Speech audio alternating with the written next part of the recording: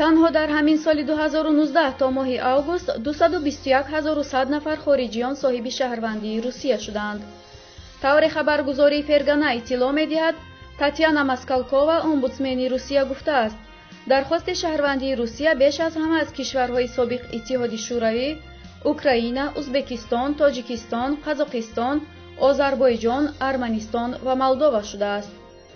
бино ба маълумоти Вазорати корҳои дохилии Русия, таи 5 соли охир шумораи ҳамасолаи хориҷиёне, ки ба шиносномаи Русия соҳиб мешаванд, 2 баробар афзудааст. агар дар соли 2013 шумори хориҷиёни шаҳрвандии Русияро ба даст оварда 135 000 нафарро ташкил медод, ин шумор соли 2019 ба 269 000 расидааст. соли гузашта аксариятро дар ин самт зодагони Украина 83 000, Қазоқистон 45 000, Тоҷикистон 35 000, Арманистон 27 000 ва Узбекистон 21 000 ташкил доданд.